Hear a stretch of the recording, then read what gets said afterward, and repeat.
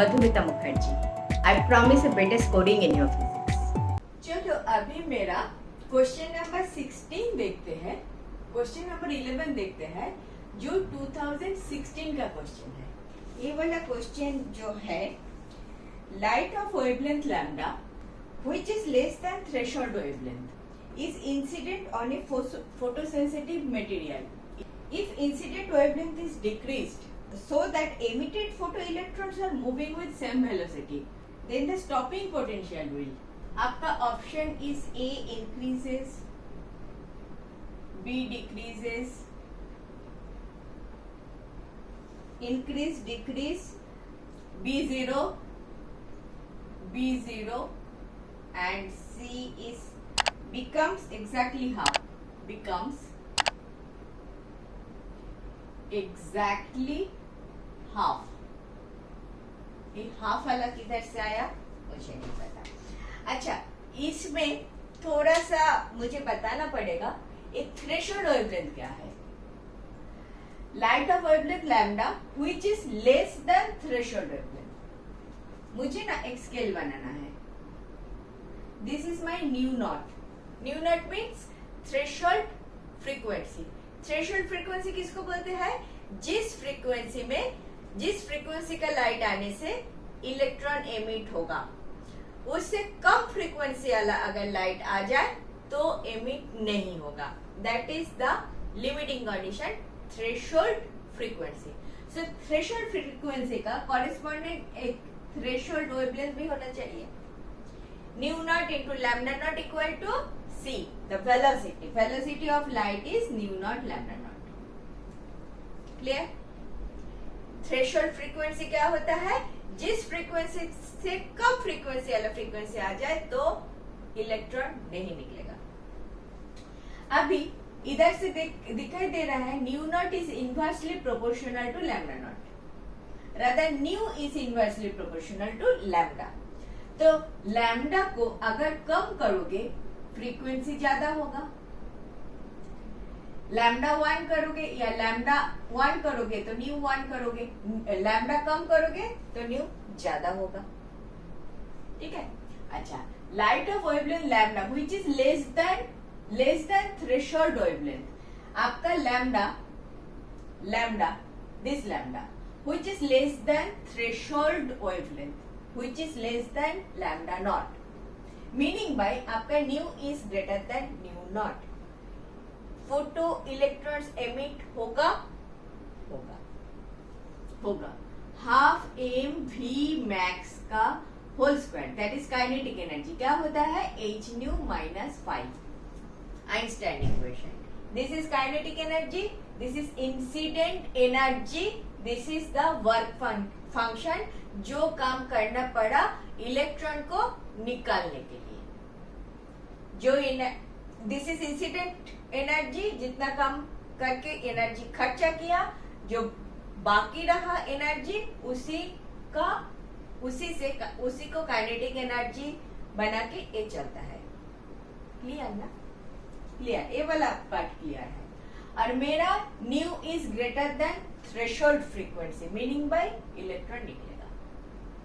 If incident wavelength is decreased further, okay Baba, decreased further, lambda 1 कर लो तो इधर new 1 आ जाएगा।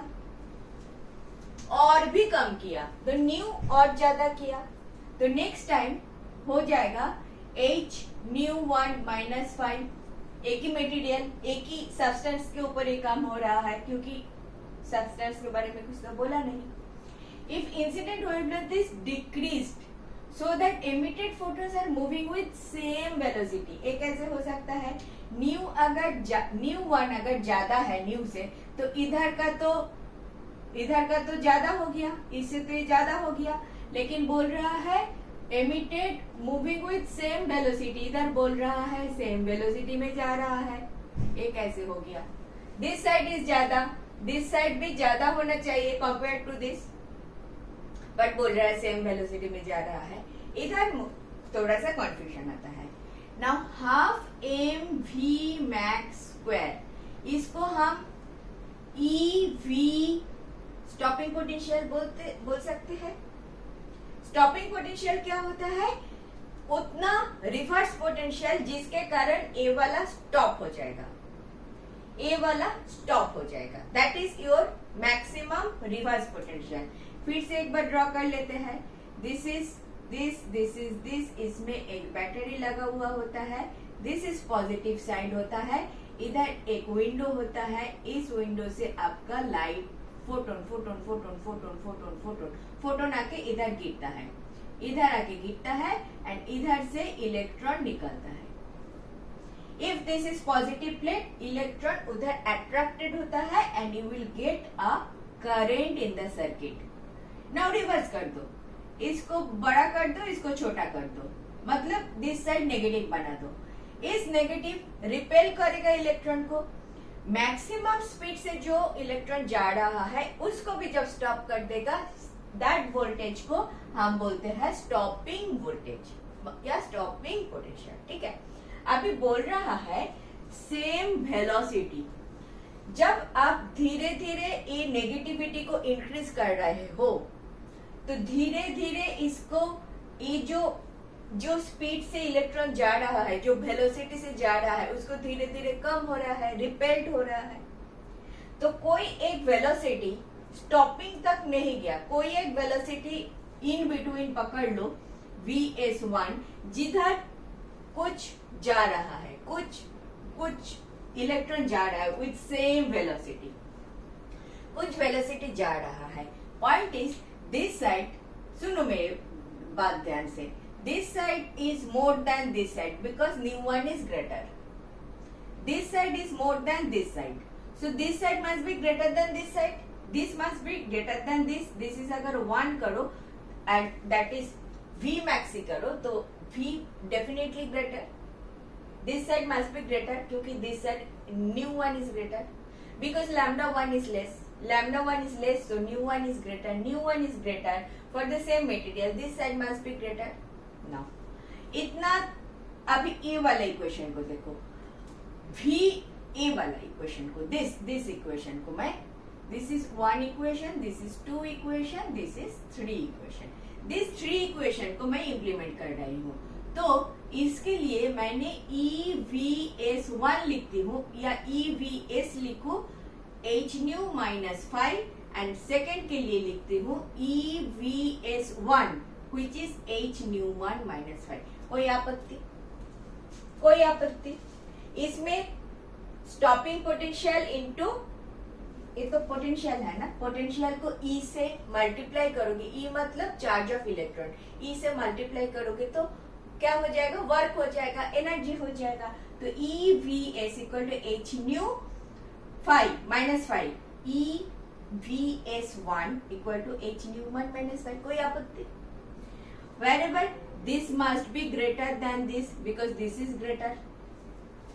Since nu1 is greater than nu1 is greater than nu, therefore Vs1 must be greater than Vs, must be greater than Vs। तो stopping potential second case में क्या हो गया?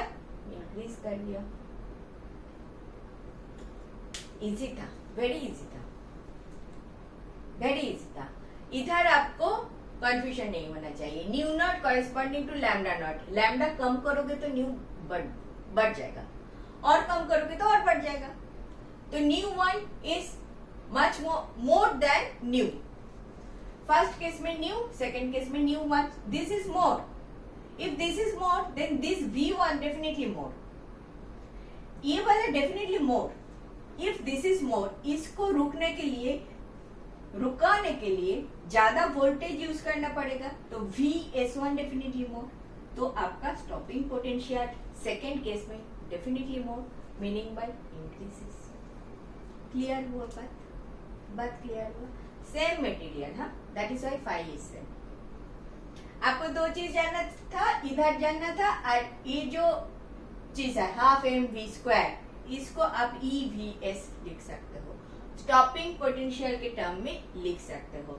This is you, confusion इधर होता है कि सेम वेलोसिटी दे दिया, सेम वेलोसिटी दे दिया तो आप बोलेगा अरे सेम वेलोसिटी है कैसे है? सेम वेलोसिटी मतलब सेम ये वाला जस्ट स्टॉपिंग नहीं, आप बढ़ा रहे हो धीरे धीरे इसको, जितना इसको वेलोसिटी में स्टिल आ रहा है, सपोज 5 मीटर पर सेकेंड में आ रहा है, बोथ द केस में 5 मीटर पर सेकेंड ही आपको चाहिए वेलोसिटी ऑफ इलेक्ट्रॉन, तो EVS कितना देना पड़ेगा?